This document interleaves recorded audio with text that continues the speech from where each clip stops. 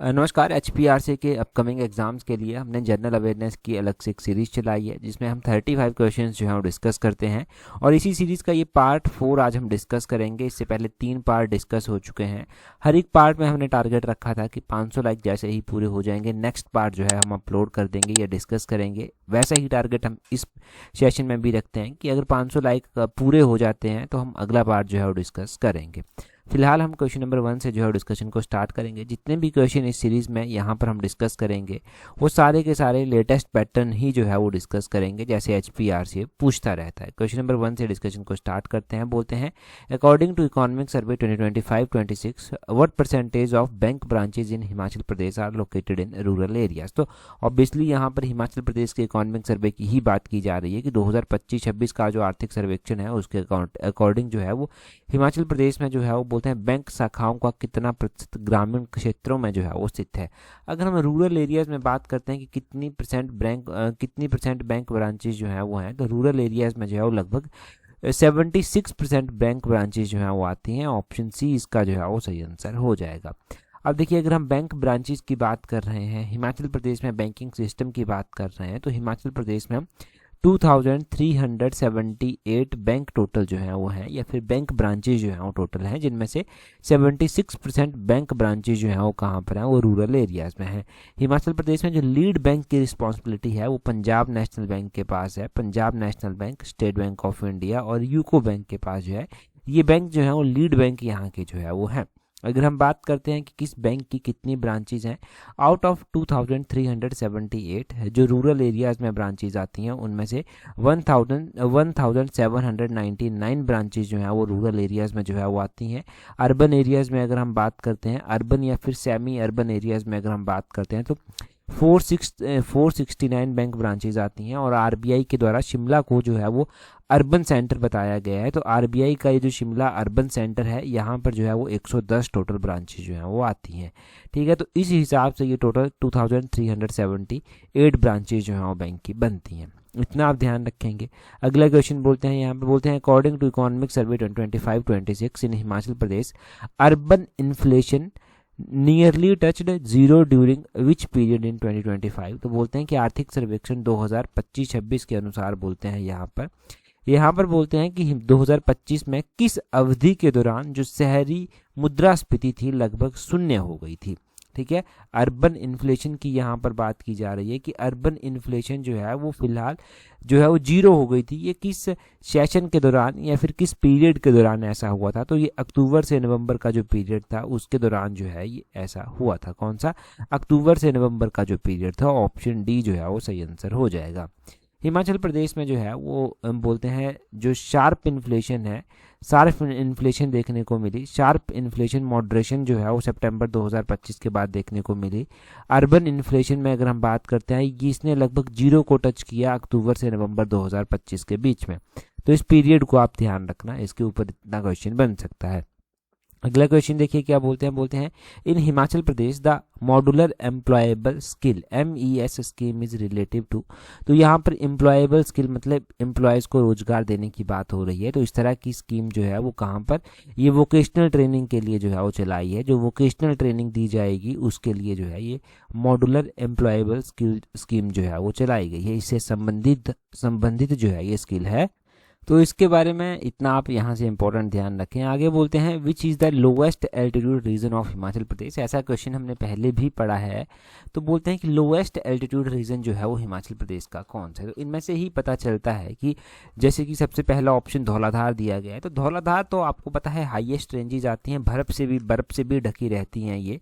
और धौलाधार को जो है वो मौलाक पर्वत के नाम से भी जो है वो जाना जाता है। तो धौलाधार तो यहाँ पर जो है वो नहीं होगा, क्योंकि धौलाधार को एक शब्दों में जो है वो व्हाइट पीक भी जो है वो बोला जाता है। दूसरे ऑप्शन में शिवालिक दिया गया है।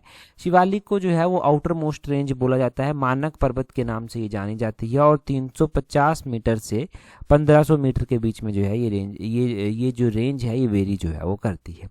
पीर पंजाल की बात करते हैं तो ये भी जो है वो ग्रेटर हिमालय से जो है वो सतलुज तक जो है वो फैली हुई है। तो ये भी जो है वो हाईएस्ट आती है, ये भी बर्फ़ से ढकी रहती है। और झांसकर तो हाईएस्ट है ही है, जो हमारी शिल्ला चोटी आती है हिमाचल की हाईएस्ट पीक, वो झांसकर रेंज में ही जो है वो आती है। तो इस हिसाब से पहला तो नहीं होगा, तीसरा भी नहीं होगा, चौथा भी नहीं होगा, सिर्फ ऑप्शन बी बचता है शिवालिक। ये शिवालिक ही जो है वो लोएस्ट एल्टीट्यूड रीजन जो है वो आता है। इसका एल्टीट्यूड रीजन जो आता है वो 350 मीटर से 1500 मीटर के बीच में जो है वो वेरी करता है। ये भी हमने जान लिया कि कितने मीटर के बीच में वेरी करता है। नेक्स्ट वन क्वेश्चन देखते हैं हमारे पास क्या पूछा गया है। अगले क्वेश्चन में बोलते हैं with which activity is the Thoda dance of Himachal Pradesh associated. तो ठोडा डांस जो है वो किससे संबंधित है? क्या ये रिलीजियस फास्टिंग है, क्या ये मैरिज रिचुअल है, क्या ये हार्वेस्टिंग से संबंधित है, और क्या ये आर्चरी और मार्शियल ट्रेडिशन है? तो ऑब्वियसली ऑप्शन डी आर्चरी और मार्शियल ट्रेडिशन जो है ये है। ठोडा डांस भी इसको जो है वो बोलते हैं। ठोडा डांस जो परफॉर्म किया जाता है वो महासू रीजन में मुख्य रूप से परफॉर्म किया जाता है। इसमें आर्चरी और मार्शियल ट्रेडिशन जो है वो होते हैं, तीरंदाजी और मार्शल परंपरा जो है यहाँ पर निभाई जाती है। तो ये जो है वो इससे संबंधित है। ये क्लियर कट क्वेश्चन है ऐसा। अगला क्वेश्चन देखिए हमारे पास क्या पूछा गया है। बोलते हैं what is the total number of seats in the Himachal Pradesh legislative assembly as of 12 Feb 2026। तो 12 फरवरी 2026 तक बात की गई है कि हिमाचल प्रदेश में कितनी विधानसभा की सीटें हैं। ऐसा क्वेश्चन HPRC के द्वारा अपने एक एग्जाम में पूछा भी गया था। ये वही क्वेश्चन है। तो 68 टोटल जो है वो यहाँ पर सीट्स हैं। अगर हम टोटल सीट्स की बात करते हैं तब भी 68 ही हैं और सारी की सारी जो है वो फुली ऑक्युपाइड है, मतलब विधानसभा में एक भी सीट जो है वो वैकेंट नहीं है। अगर हम बात करते हैं हिमाचल प्रदेश विधानसभा की, तो हिमाचल प्रदेश विधानसभा में जो है वो हमारे पास इंडियन नेशनल कांग्रेस और बीजेपी ये जो है प्रमुख पार्टियां हैं। अगर हम बात करते हैं प्रेजेंट टाइम में, तो इंडियन नेशनल कांग्रेस के पास 40 सीटें हैं, रिमेनिंग 28 जो है वो बीजेपी के पास है। इंडिपेंडेंट की अगर हम बात करते हैं तो एक भी इंडिपेंडेंट मेंबर जो है वो नहीं है। महिलाओं की अगर हम बात करते हैं कि महिलाएं कितनी जो है वो है, तो महिलाओं में आपने ध्यान रखना है कि कांग्रेस के पास 2 महिला MP जो है 2 महिला MLA जो है वो आती हैं और बीजेपी के पास 1 महिला MLA आती है। बीजेपी के पास जो महिला MLA आती है वो रीना कश्यप जो है वो आती हैं। और अगर हम इंडियन नेशनल कांग्रेस की बात करते हैं तो अनुराधा राणा लाहौल स्पीति से जो है वो आती हैं। और अगर हम रिमेनिंग वन की बात करते हैं तो कमलेश ठाकुर मुख्यमंत्री सुखविंदर सिंह सुक्खू की जो है वो वाइफ यहाँ से आती है। तो इतना आपने ध्यान रख लेना है, ज़्यादा डिटेल से पूछा जाएगा तो इतना यहाँ से बन जाएगा। अगला क्वेश्चन देखिए, बोलते हैं which milestone did Thailand's Kunlavut Vitidsarn achieve in June 2025। तो बोलते हैं थाईलैंड के बोलते हैं कुनलावुत विति दर्शन ने जून 2025 में कौन सी उपलब्धि हासिल की है? क्या वो become the first Thai to win the All England Open? क्या वो ऑल इंग्लैंड ओपन को जीतने वाले पहले बने? या फिर won Olympic gold in javelin, क्या ओलंपिक में गोल्ड जेवलिन जीता गया? Set world record in mixed double, या मिक्स्ड डबल में उन्होंने वर्ल्ड रिकॉर्ड बनाया? या फिर वो reached world number 1 men's single badminton? तो देखिए ये जो है वो पुरुष एकल बैडमिंटन में विश्व में नंबर 1 खिलाड़ी बने हैं। ये ऑप्शन डी इसका सही आंसर हो जाएगा। ये लास्ट ईयर का क्वेश्चन है और ऐसा क्वेश्चन भी अगर पूछा जाता है तो एज सच पूछे जाने की पूरी संभावना इसको है। आगे बोलते हैं what is the main source of income for banks. तो ऐसे क्वेश्चन बैंकिंग से संबंधित कि बैंकों की इनकम जो है वो कहाँ से होती है। तो बैंकों की जो इनकम होती है, मैंने कहा है कि ऐसे क्वेश्चंस जब भी आपसे पूछे जाएं, ऐसे क्वेश्चंस हम भी इसलिए डिस्कस करते हैं ताकि आपके पास ये पढ़ने की कैपेसिटी हो, क्वेश्चंस को आप पढ़ सकें। और आदत डाल लीजिए कि जब भी ऐसे क्वेश्चन पूछ लिए जाए तो क्वेश्चन ही नहीं पढ़ना है, उसके साथ चारों के चारों ऑप्शन भी पढ़ने हैं। जैसे कि पहला ऑप्शन है the difference between the interest rate on loans and the interest paid on deposit, की जो बोलते हैं ऋणों पर वसूलने वाले ब्याज और जमा पर दिए जाने वाले ब्याज के बीच का अंतर है, वहाँ से जो मेन इनकम होती है वो होती है। या फिर सरकार से मिलने वाला पैसा, the money they receive from the government, की पैसा जो सरकार से मिलता है वो मेन इनकम है। या फिर the fees they charged for issuing cheque, जो चेक जारी करने के लिए भुगतान करते शुल्क लेते हैं उससे। या फिर खाते खोलने के लिए सेवा शुल्क, खाते तो फ्री में भी ओपन हो जाते हैं। तो बी भी नहीं होगा, सी भी नहीं होगा, डी भी नहीं होगा। पहला ऑप्शन सही हो जाएगा कि the difference between the interest charged on loans and the interest paid on deposit, की ऋणों पर वसूले जाने वाले ब्याज और जमा पर दिए जाने ब्याज के बीच का अंतर जो है वो main source of income of banks जो है वो है। ऑप्शन ए इसका सही आंसर होगा। आगे बोलते हैं which schedule allows to creation of village council और कोर्ट फॉर ट्राइबल केसेस। तो बोलते हैं कि आदिवासी मामलों के लिए ग्राम परिषदों या अदालतों के निर्माण के लिए कौन सी अनुसूची अनुमति देती है। तो इसमें जो है वो 6th शेड्यूल जो है वो अनुमति देता है। ऑप्शन ए इसका सही आंसर हो जाएगा। हमारे पास टोटल कितने शेड्यूल आते हैं, कितने शेड्यूल आपको याद रखने हैं? देखिए 12 शेड्यूल आते हैं और 12 के 12 ये स्टैटिक जीके का जो है वो पार्ट है, इनमें से एक भी मिस नहीं कर सकते।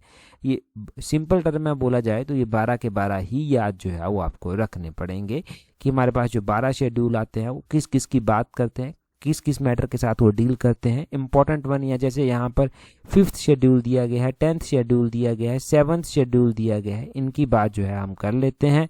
तो यहाँ पर ये जो 5th शेड्यूल दिया गया है इसका ध्यान रखना है कि इसमें जो है प्रोविज़न दिए गए हैं regarding administration and control of scheduled area and scheduled tribe. इसमें आर्टिकल नंबर 244 भी जो है वो आता है।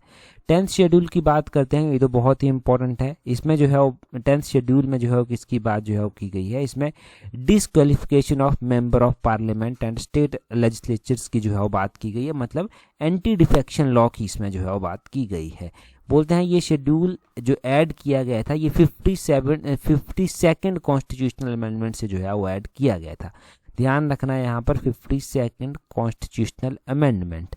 एक यहाँ पर 7th शेड्यूल दिया गया है, इसमें 3 तरह की लिस्टों की बात की गई है। एक यूनियन लिस्ट है, एक स्टेट लिस्ट है और एक कंकरेंट लिस्ट जो है वो आती है। तो इस तरह की यूनियन लिस्ट, स्टेट लिस्ट और कंकरेंट लिस्ट की जो है वो इसमें बात की गई है। ठीक है जी, तो इतना आप इन लिस्टों के बारे में ध्यान रखेंगे। अगला क्वेश्चन हम देखेंगे, परंतु अगला क्वेश्चन हम डिस्कस करें उससे पहले देखिए, अगर आप इस जनरल अवेयरनेस वाले सेक्शन को, ये 35 नंबर का जो सेक्शन है इसको अच्छे से कवर करना चाहते हैं तो आप हमारी जो है वो टेस्ट शीट्स के साथ जुड़ सकते हैं, जिसका लिंक नीचे डिस्क्रिप्शन बॉक्स, कमेंट बॉक्स में जो है वो दिया गया है। देखिए आप जानते हैं कि इसमें हर एक सेक्शन, हर एक क्वेश्चन इंपॉर्टेंट है और 35 में से आप लगभग 32-33 क्वेश्चन आसानी से सही कर सकते हैं अगर आपने अच्छे से तैयारी की है और पेपर आपके अनुकूल है। और मेरिट बनाने में यही चीज़ जो है वो आपकी हेल्प करेगी। आप जानते हैं कि आपको लगभग पूरे पेपर में ही ओवरऑल 80-90% तो जो है वो स्कोर करना पड़ेगा अगर आपको जो है वो बिल्कुल सेफ अपनी सीट जो है वो करनी है। तो उसके लिए तैयारी कीजिए, उसके हिसाब से तैयारी कीजिए। और अगर आपको जनरल अवेयरनेस वाला सेक्शन कवर करना है, टेस्ट शीट ज्वाइन करनी है, नीचे डिस्क्रिप्शन बॉक्स, कमेंट बॉक्स में लिंक दिए गए हैं। क्वेश्चन देखिए जी, अगला क्या बोलते हैं which article of Indian constitution explicitly declares law violating fundamental right as void. तो बोलते हैं भारतीय संविधान का कौन सा अनुच्छेद स्पष्ट रूप से मौलिक अधिकारों का उल्लंघन करने वाले कानूनों को शून्य घोषित जो है वो कर देता है। तो इसमें जो है वो आपने ध्यान रखना है कि इसमें जो है वो बात की गई है आर्टिकल नंबर 13 की। ऑप्शन डी इसका जो है वो सही आंसर हो जाएगा। यहाँ पर आर्टिकल नंबर 32 भी दिया गया है, इसमें बात की गई है कि रिट्स की बात इसमें की गई है कि अगर इसको, इस आर्टिकल नंबर 32 जो आता है इसको राइट टू कॉन्स्टिट्यूशनल रेमेडीज भी जो है वो बोला जाता है। अगर आपको लगता है कि आपके फंडामेंटल राइट्स का उल्लंघन हो रहा है तो आप डायरेक्टली सुप्रीम कोर्ट को भी अप्रोच कर सकते हैं। ठीक है जी, ये इसमें बात की गई है, तो ये भी काफ़ी इंपॉर्टेंट आता है। ये जो आर्टिकल नंबर 2 to 6 यहाँ पर दिया गया है, इसमें हाई कोर्ट वाले सिनेरियो की बात की गई है।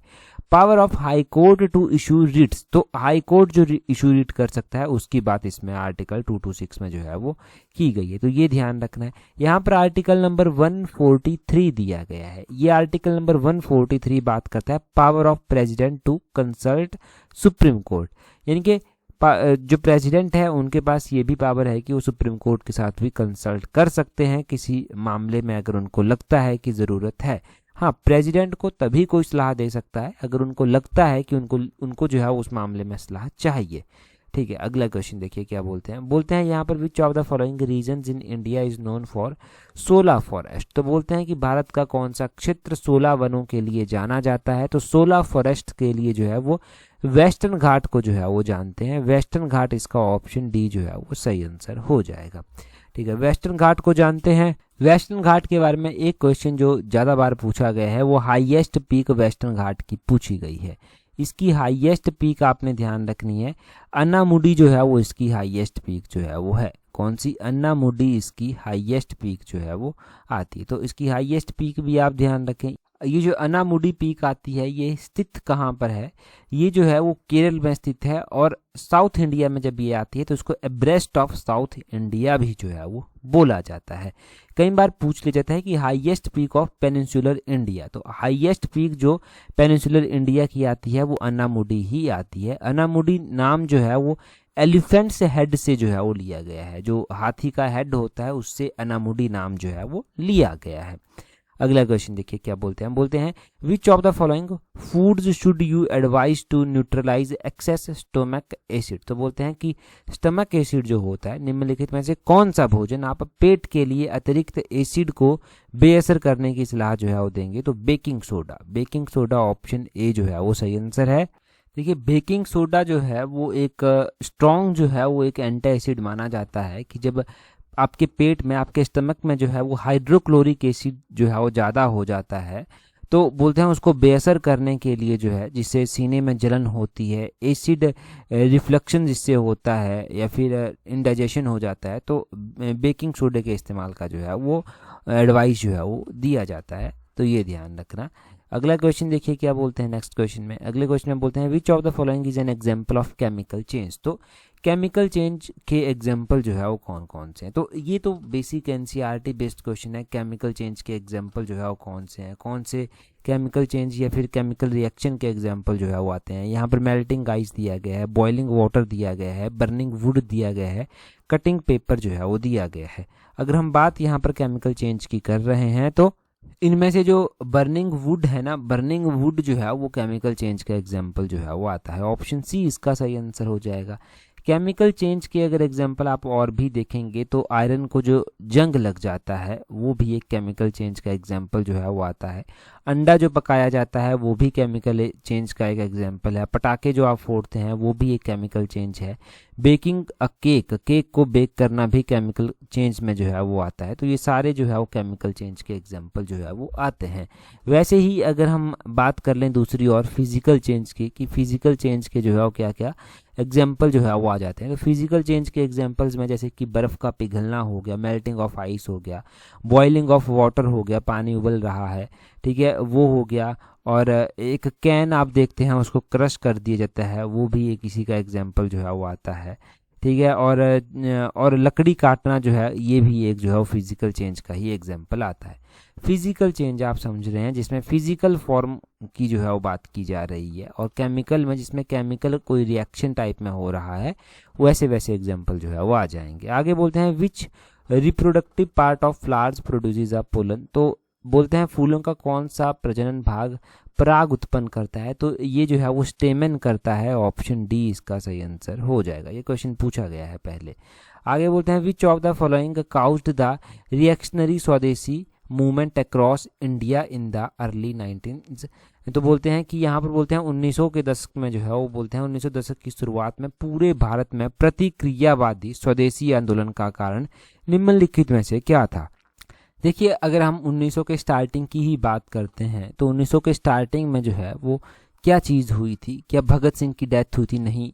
1857 का विद्रोह तो पहले ही हो गया था। असैसिनेशन ऑफ महात्मा गांधी तो 19 मिड में हुई थी जाकर 1900 के मिड में 48 के करीब। पार्टीशन ऑफ बंगाल ही हुआ था 1905 में। तो 1905 में पार्टीशन ऑफ बंगाल हुआ था और यही स्वदेशी मूवमेंट का कारण भी बना था।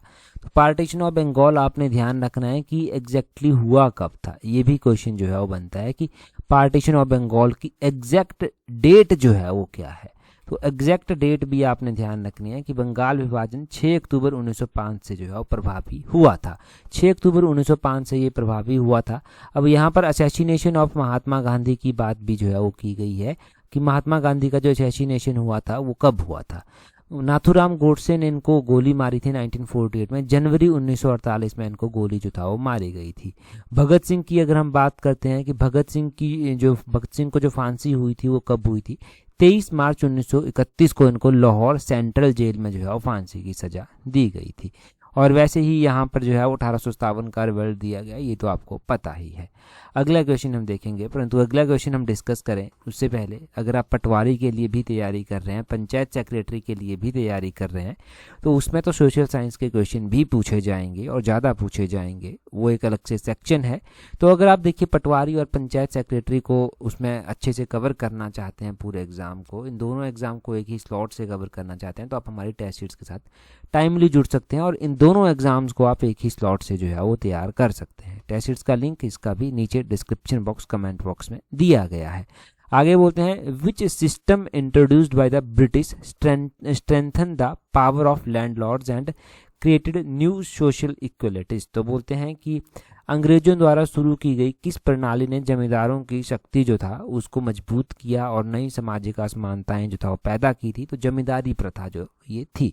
ऑप्शन सी इसका सही आंसर हो जाएगा। Who set a new Commonwealth championship record from India in the world in the women's 48 kg category in August 2025। तो अगस्त 2025 में महिलाओं की 48 किलोग्राम श्रेणी में भारत की ओर से नया जो राष्ट्रमंडल चैंपियनशिप रिकॉर्ड बनाया गया है वो मीराबाई चानू के द्वारा बनाया गया है। ये क्वेश्चन हमने पहले भी कवर किया हुआ है। Which mobile application launched in Madhya Pradesh in 2025 to provide real time tracking and alert to help prevent human elephant conflict. तो ह्यूमन एलिफेंट कॉन्फ्लिक्ट के मैंने अलग अलग आपको जो है वो ऐसे एग्जाम्पल जो था वो बताए थे कुछ दिन पहले ही। तो उसके लिए गज रक्षक जो है ये लॉन्च किया गया है मध्य प्रदेश के द्वारा। ऑप्शन बी इसका सही आंसर होगा। जैसे गज रक्षक जो है वो बनाई गई है मध्य प्रदेश के द्वारा, वैसे ही गज मित्र योजना भी हमने पढ़ी थी। वो भी मानव और हाथी का जो संघर्ष होता है उसको जो है वो कम करने के लिए, उनकी संख्याओं को रोकने के लिए बनाई गई है और वो असम के द्वारा जो है वो बनाई गई है। वैसे ही प्रोजेक्ट एलिफेंट लॉन्च किया गया था, वो 1992 में किया गया था। और विश्व हाथी दिवस भी मनाया जाता है, वर्ल्ड एलिफेंट डे भी मनाया जाता है, वो 12 अगस्त को मनाया जाता है। लैंड ऑफ वाइट एलिफेंट जो है वो सफेद हाथियों का देश किस कंट्री को बोलते हैं, तो वो थाईलैंड को जो है वो बोला जाता है। तो इस तरह के क्वेश्चन आपने हाथी के बारे में, हाथी मेरा साथी के बारे में ध्यान रखने हैं।